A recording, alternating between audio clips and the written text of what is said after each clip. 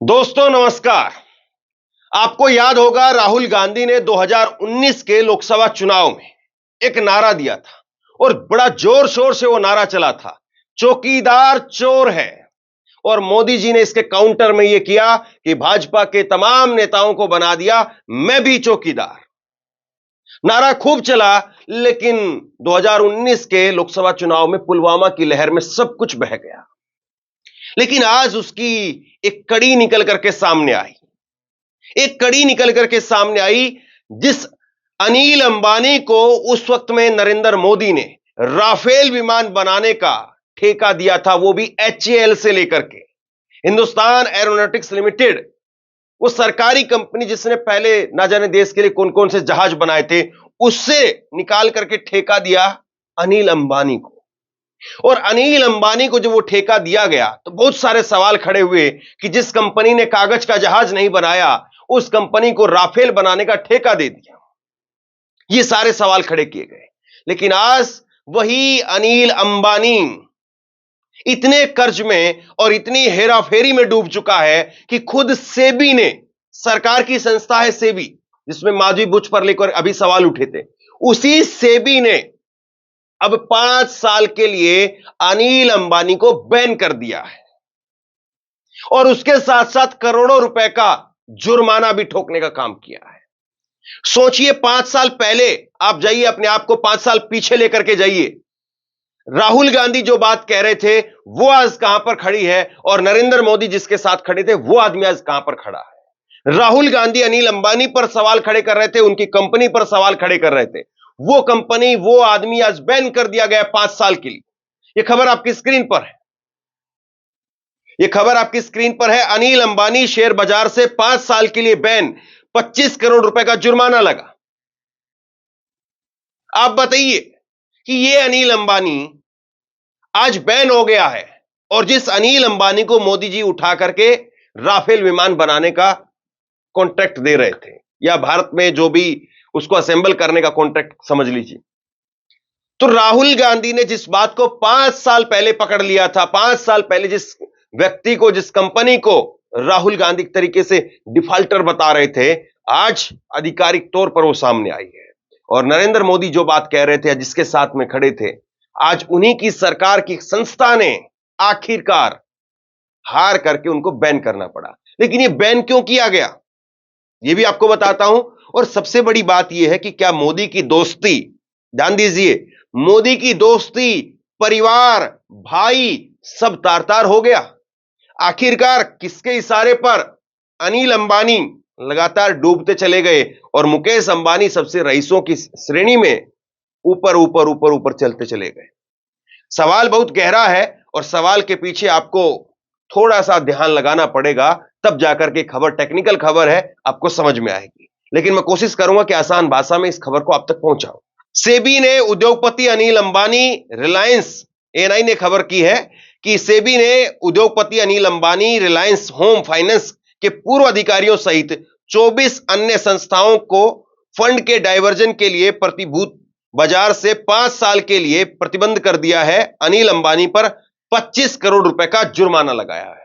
खबर मैं दिखाऊं आपको, इससे पहले एक बार जरा देखिए। कुणाल शुक्ला, जो कि एक आरटीआई एक्टिविस्ट हैं, उन्होंने लिखा है कि चौकीदार का नारा था, ना खाऊंगा ना खाने दूंगा, तो डिफॉल्टर अंबानी पर किस बात की मेहरबानी। चौकीदार जी, इस डिफॉल्टर अनिल अंबानी का स्विस बैंक के 2 खातों में 840 करोड़ रुपए का काला धन जमा है, जिसने 420 करोड़ रुपए तो कर चोरी के हैं, यानी टैक्स चोरी के हैं। इससे कब वसूला जाएगा।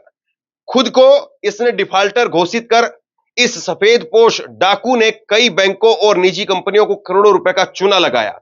आयकर विभाग ने इसे 2022 में वसूली का नोटिस दिया, लेकिन वो नोटिस कौन से रद्दी टोकरी में गई 2024 तक पता नहीं चल पाया। देखिए, मोटे तौर पर आप समझिए, जो बड़े बड़े सफेदपोश हैं उनका कुछ नहीं बिगड़ता है।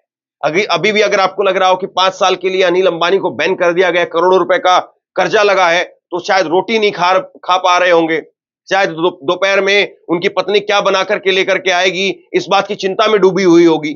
बिल्कुल ऐसा नहीं है। ये सफेदपोश अपने आप को इस तरीके से सिक्योर करके रखते हैं कि पहले करोड़ों करोड़ों रुपए का कर्जा लेते हैं और जब फिर लगता है कि मामला हाथ से फिसल रहा है तो खुद को डिफॉल्टर घोषित कर देते हैं और वो कर्जा गया फिर बट्टे खाते में, यानी आपके और हमारे खाते में वो फिर कर्जा जुड़ जाएगा। आसान भाषा में अगर आप इसको समझे तो अपूर्वा भारद्वाज ने लिखा है कि कभी मोदी को लंबी रेस का घोड़ा कहने वाले और उन्हें सबसे बड़े चेंज का एजेंट कहने वाले अनिल अंबानी को सेबी ने 5 साल तक शेयर बाजार में कारोबार से रोक दिया है। 25 करोड़ का जुर्माना लगाया है। Moral of the story, Modi Chalisa पढ़ने वाले ज्यादातर सेठ महाधूर्त, चोर और घोर लालची होते हैं। इनकी बातों पर कभी भी भरोसा नहीं करना चाहिए। एलपी पंत ये भास्कर के एडिटर हैं, इन्होंने लिखा है कि सेबी ने फंड की हेराफेरी के मामले में अनिल अंबानी को शेयर बाजार से 5 साल के लिए बैन कर दिया। अंबानी पर 25 करोड़ रुपए का जुर्माना भी लगाया गया था। अरविंद चोटिया ने लिखा है कि कंगाली में आटा गीला अनिल अंबानी पर सेबी ने कड़ा एक्शन लेते हुए 5 साल के लिए सिक्योरिटी मार्केट से प्रतिबंध कर दिया है। 25 करोड़ रुपए का जुर्माना भी लगाया है। कंपनी से फंड डाइवर्जन का आरोप लगा है और इसके साथ ही रिलायंस पावर के शेयर धड़ाम से आकर के गिर गए हैं। अब जरा चिंता करिए उन लोगों की जिन्होंने इनके कंपनी में पैसे लगाए थे, और खास तौर पर इनकी कंपनियों में यह बताया जाता है कि भाजपाई लोगों के पैसे लगे हुए, कि अंबानी है, अडानी है, तो ये कभी नहीं डूबेंगे क्योंकि सरकार इनके साथ खड़ी। एक परसेप्शन नीचे तक कार्यकर्ताओं में, आम लोगों में पहुंचाया गया कि अंबानी अडानी सरकार के खास है और अंबानी अडानी कभी नहीं डूबेंगे, इनकी कंपनियों के अंदर पैसा नहीं डूबेगा। लेकिन सोचिए जरा आम लोगों का क्या होगा, जिन्होंने अपना पैसा लगाया होगा उनका क्या होगा। अब इसके शेयर में कितनी गिरावट आई है वो भी देखिए। अनिल अंबानी के कंपनी के शेयर 14% गिर गए हैं। रिलायंस इंफ्रास्ट्रक्चर के शेयर करंट प्राइस है 209 रुपए और गिरावट हुई है इसमें 25 रुपए की, करीब 10% की इसमें गिरावट हो गई है। रिलायंस होम फाइनेंस के शेयर है 4.45 रुपए करंट प्राइस है इसका, इसमें भी 0.24 रुपए की गिरावट हुई है और 5% की गिरावट है। रिलायंस पावर पहले ही एक तो बहुत डाउन है, ये 2 रुपए 4 रुपए रिलायंस के शेयर का दाम आज के समय पर, और उसमें और भी गिरावट हो गई।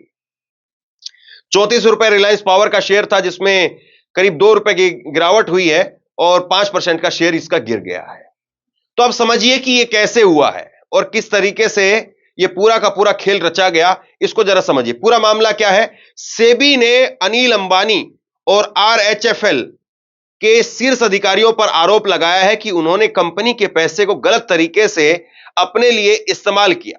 उन्होंने कंपनी से जुड़े लोगों को कर्ज देने की आड़ में पैसे निकाले और अपने इस्तेमाल किए। सेबी ने कहा कि अनिल अंबानी ने अपनी पोजीशन का फायदा उठा करके यह काम किया।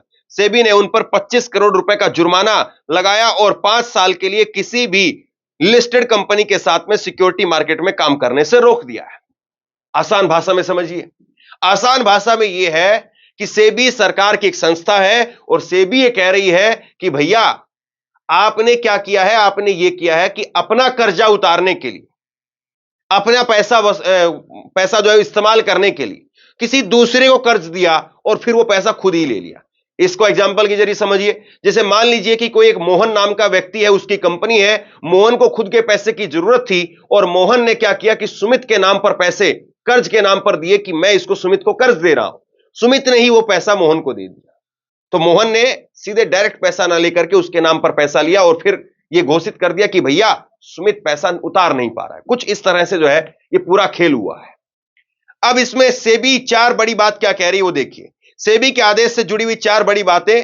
बोर्ड ऑफ डायरेक्टर्स ने इस तरह के लोन को बंद करने और कॉर्पोरेट लोन को नियमित समीक्षा के निर्देश दिए थे, लेकिन कंपनी के प्रबंधन ने इन आदेशों को नजरअंदाज कर दिया।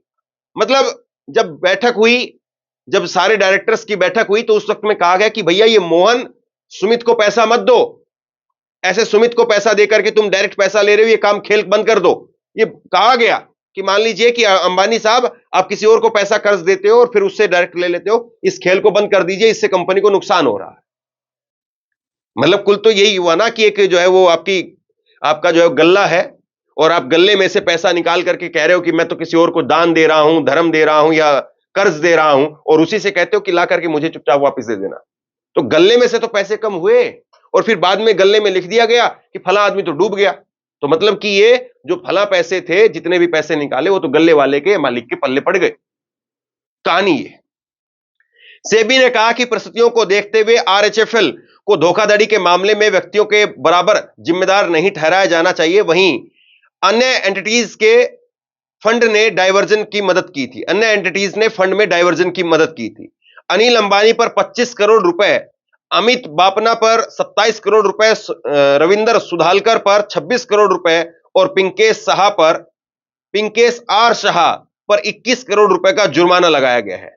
रिलायंस यूनिकॉर्न और एंटरप्राइजेस, रिलायंस एक्सचेंज नेक्स्ट सहित अन्य कंपनियों पर भी फंड की हेराफेरी के मामले में शामिल होने के कारण 25-25 करोड़ रुपए का जुर्माना लगाया गया है।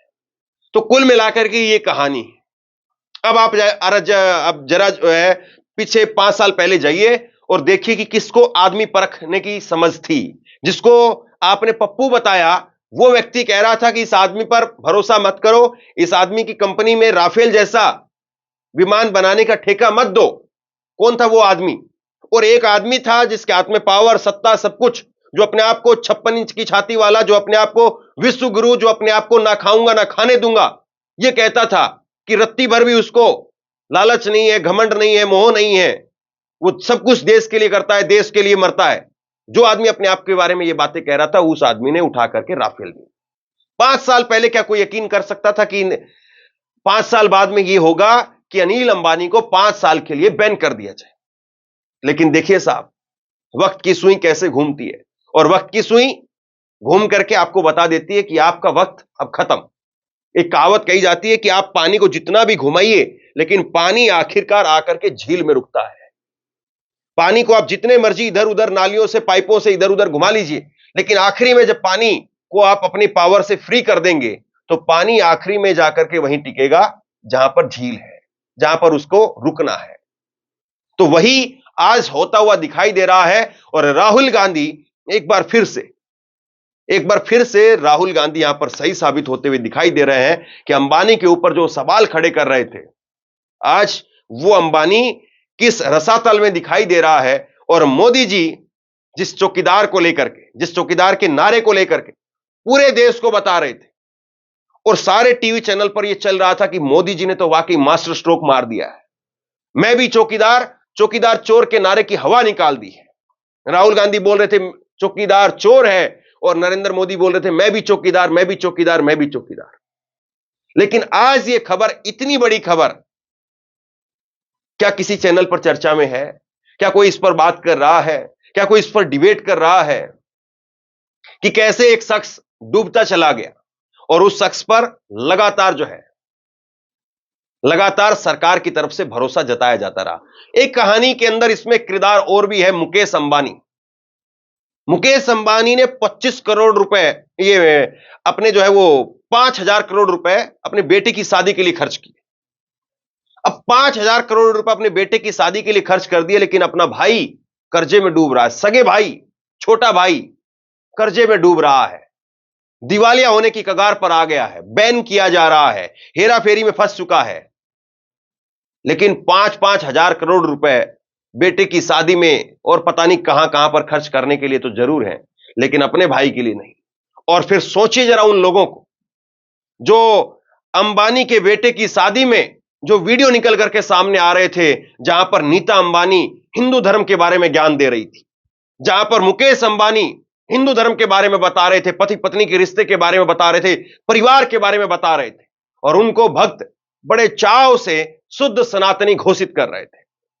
लेकिन क्या शुद्ध सनातनी ऐसा ही होता है कि सिर्फ और सिर्फ अपने लिए, अपने प्रॉफिट के लिए अपने बेटे की शादी को भी एक इवेंट बना दे? और क्या शुद्ध सनातनी ऐसा ही होता है कि अपने भाई को कर्ज में, मुश्किल हालात में डूबता हुआ छोड़ करके साइड में खड़ा हो जाए?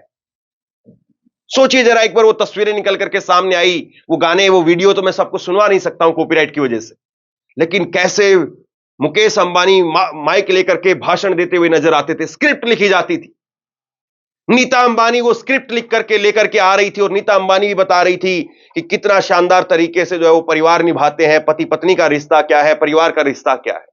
और सब तार तार, परिवार भी तार तार, वो दोस्ती भी तार तार, और भाई भी तार तार, सब कुछ तार तार। और आज अनिल अंबानी उस जगह पर खड़े हैं जिस जगह से आगे अब उनको कुछ नजर नहीं आ रहा है।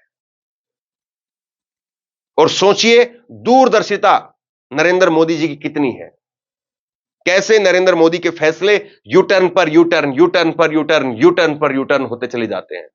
और ये क्यों होते हैं, कभी गहराई से जरूर सोचिए। आप क्या सोचते हैं इस खबर को लेकर के, जरूर मुझे कमेंट बॉक्स में लिख करके बताइए। और ये खबर बहुत बड़ी खबर है और इस खबर में विस्तार से हर पहलू पर मैंने आपके सामने जानकारी रखने का काम किया है। इसलिए मैं आपसे उम्मीद करता हूं कि आप 5-10 मिनट का अपना वक्त जरूर निकालेंगे और इस खबर को लोगों तक जरूर पहुंचाएंगे। आपका बहुत बहुत धन्यवाद।